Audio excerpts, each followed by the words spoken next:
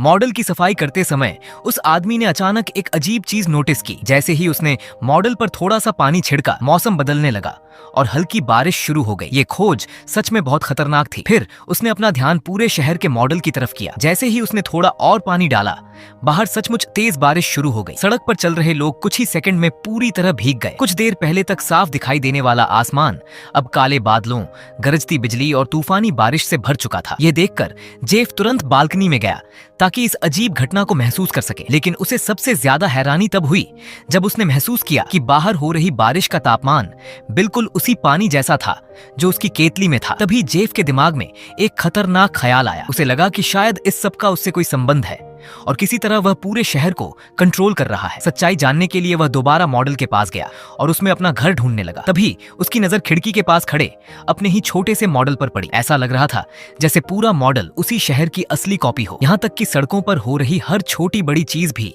बिल्कुल वैसी ही थी जैसी बाहर असल दुनिया में थी। लेकिन सबसे पागलपन वाली बात यह थी कि इस मॉडल के जरिए वह पूरे शहर की बिजली तक कंट्रोल कर सकता था। इस अजीब खोज के बाद जेफ तुरंत शहर के शराब खाने की तरफ गया। वहां पहले से ही बहुत सारे लोग इकट्ठा थे। दिन में हुई उस अजीब बारिश को लेकर शराब खाने में मौजूद हर इंसान बातें कर रहा था। सभी को लग रहा था कि उस बारिश में कुछ तो गड़बड़ थी। शराब खाने की मालकिन डेजी अपने बेटे से बात कर रही थी। उसने कहा कि वह दोपहर में बाहर लगे बड़े बोर्ड को दोबारा पेंट करने वाली थी, लेकिन बारिश ने उसका पूरा प्लान खराब कर दिया। जेफ चुपचाप उनकी बातें सुनता रहा। फिर उसने तुरंत अपनी नोटबुक निकाली और सब कुछ लिख लिया, क्योंकि उसके दिमाग में अब कुछ बड़ा करने का प्लान चल रहा था। उस रात घर पहुंचते ही उसने नेल पॉलिश और रंग तैयार किए। अगली सुबह जब डेजी का बेटा बाहर आया तो वह हैरान रह गया। उनका शराब खाना पूरी तरह नया दिखाई दे रहा था। डेजी और उसका बेटा दोनों दंग थे, लेकिन खुशी इस बात की थी कि उनका काफी काम बच गया था। थोड़ी देर बाद जेफ भी वहां पहुंचा और बाकी लोगों की तरह नकली हैरानी दिखाने लगा, लेकिन उसने अब भी किसी को सच्चाई नहीं बताई। जेफ के लिए नाम या इज्जत मायने नहीं रखती थी। वह बस चुपचाप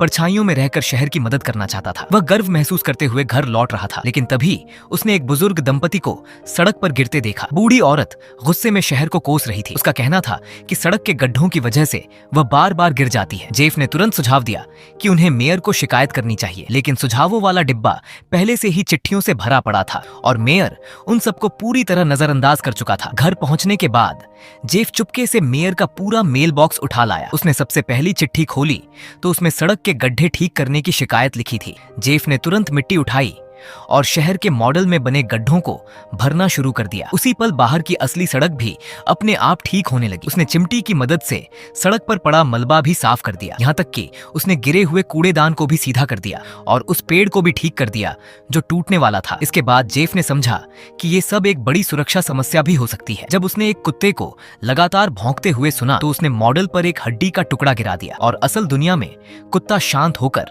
संतुष्ट हो गया। जेफ पूरी रात मेयर के मेल को पढ़ता रहा और शहर की हर समस्या को हल करता गया। अगली सुबह तक पूरा शहर देखकर लोग हैरान रह गए कि शहर कितना बदल चुका है, लेकिन किसी को नहीं पता था कि इसके पीछे कौन था। कुछ लोगों ने कहा कि ये काम सिर्फ मेयर ही कर सकता है, इसलिए सबने मान लिया कि मेयर ही सब कर रहा है। लेकिन किसी ने उम्मीद नहीं की थी कि मेयर इसका पूरा श्रेय खुद ले लेगा और डेजी से शराब खाने की दीवार पेंट करने का खर्च भी मांग लेगा। डेजी पहले से ही मेयर पर भरोसा नहीं करती थी और जब उसे कोई फायदा नहीं मिला तो मेयर ने भी इस काम को छोड़ दिया। उसी समय जेफ शराब खाने में मौजूद था। वह ये सब सुनकर बहुत गुस्से में आ गया कि वह इतनी मेहनत से सब कुछ ठीक कर रहा था और सारा क्रेडिट ये बेईमान मेयर ले जा रहा था। रास्ते में लौटते समय वह सुपरमार्केट के पास से गुजरा और उसने स्टाफ को बातें करते सुना। वे अभी भी यही मानते थे कि सब कुछ मेयर की वजह से हुआ है, खासकर क्योंकि चुनाव नजदीक था और लोगों का समर्थन जीतना बहुत जरूरी था। जेफ का चेहरा ये सुनकर बदल गया, क्योंकि कुछ समय पहले उसकी पत्नी खुद मेयर थी, लेकिन एक हादसे में उसकी मौत हो गई थी और उसी की जगह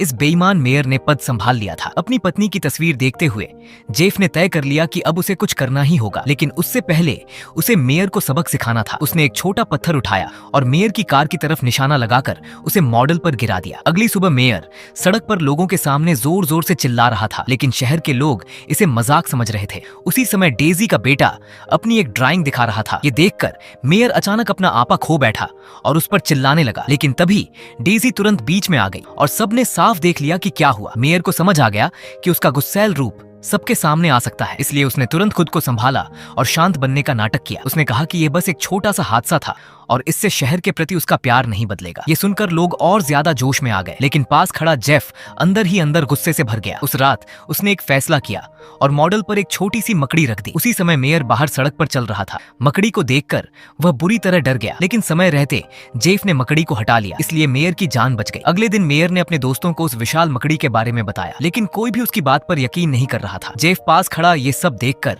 हल्की मुस्कान के साथ खुश हो रहा था। अब आखिरकार उसे शहर को सही तरीके से संभालने का समय मिल गया था। उसने खुद एक नया बड़ा साइन बोर्ड बनाया और जैसे ही वह लगाया गया, शहर का व्यापार फिर से बढ़ने लगा। यहाँ तक कि डेजी के शराब खाने में भी ग्राहकों की भीड़ बढ़ गई। जेफ चुपचाप सब देखता रहा और शहर को फिर से उभरता देखकर संतुष्ट था। लेकिन जब उसने उस साइन बोर्ड को और बड़ा बनाने का फैसला किया, तभी एक नई समस्या पैदा हो गई। नया बोर्ड पहले से बड़ा था और उसमें चमकती नियन लाइटें भी लगी थीं, लेकिन वह एक रात भी नहीं टिक पाया। अचानक शहर की बिजली व्यवस्था पूरी तरह ठप हो गई और पूरी सड़क अंधेरे में डूब गई। लोग मोमबत्तियां जलाकर एक जगह इकट्ठा होने लगे। मेयर ने तुरंत गवर्नर से संपर्क किया, लेकिन जवाब मिला कि मरम्मत में कम से कम 2 हफ्ते लगेंगे। ये सुनकर पूरे शहर में घबराहट फैल गई। लोग मेयर को दोष देने लगे कि उसने शहर के लिए कुछ नहीं किया। कुछ लोगों को शक होने लगा कि वह जानबूझकर लोगों को यहाँ से निकालकर उनके घर सस्ते में खरीदना चाहता है। एक ही झटके में मेयर शहर का सबसे बड़ा दुश्मन बन गया। जैसे जैसे लोगों का गुस्सा बढ़ता गया, मेयर ने जल्दी से शहर छोड़ने का फैसला किया, लेकिन लोग उसके पीछे पीछे दौड़ पड़े। तभी डेजी का बेटा बाहर पेंटिंग कर रहा था। मेयर ने उसे देखकर समझ लिया कि वही लड़का नया साइन बोर्ड बना रहा है। उसने तुरंत सारा इल्जाम उस पर डाल दिया और कहा कि ब्लैकआउट उसी की वजह से हुआ है, क्योंकि उसने साइन बदल दिया और बहुत ज्यादा बिजली खींच ली। जैसे जैसे हालात और बिगड़ते गए, जेफ आखिरकार आगे आया। उसने मान लिया कि उसे मॉडल के बारे में पता चल गया था और वह उसी से शहर को बदल रहा था। उसने कहा कि उसकी नीयत अच्छी थी, लेकिन नतीजे खराब निकले। ये साबित करने के लिए उसने मॉडल के अंदर अपने घर पर एक छोटा सा माचिस जलाया और असल शहर में तुरंत एक छोटी आग दिखाई देने लगी। ठीक उसी समय मेयर वहां पहुंच गया। उस अद्भुत मॉडल को देखकर उसे समझ आ गया कि इसे अपने फायदे के लिए इस्तेमाल किया जा सकता है। मेयर ने ऐलान किया कि वह इस जादुई मॉडल का इस्तेमाल करके शहर को एक बड़ा टूरिस्ट स्पॉट बनाएगा, लेकिन उसकी आंखों में कुछ और ही खतरनाक इरादा झलक रहा था। जेफ ने ये सब समझ लिया और वह उसे ऐसा करने नहीं देना चाहता था। दोनों के बीच मॉडल को लेकर छीना झपट्टी होने लगी। इसी संघर्ष में जेफ से गलती से मॉडल गिर गया और पूरा शहर जोर से हिलने लगा। मॉडल जमीन पर गिरकर टूट गया। अगले दिन शहर तबाही के मंजर में था, जैसे किसी भूकंप ने सब कुछ उजाड़ दिया हो। रिपोर्टर वहां खबर बनाने पहुंच गए, लेकिन अब सबसे बड़ा सवाल था कि शहर की मरम्मत का खर्च कौन उठाएगा। उसी दौरान पिछली रात की लड़ाई में मेयर से एक बड़ा सा रिंग गिर गया था और वही विशाल रिंग आगे चलकर शहर के लिए एक नया भविष्य लेकर आने वाला था। और यहीं इस मूवी का एंड होता है। दोस्तों, अगर आपको वीडियो पसंद आई हो तो लाइक और चैनल एस वाई रोमान को सब्सक्राइब जरूर करना।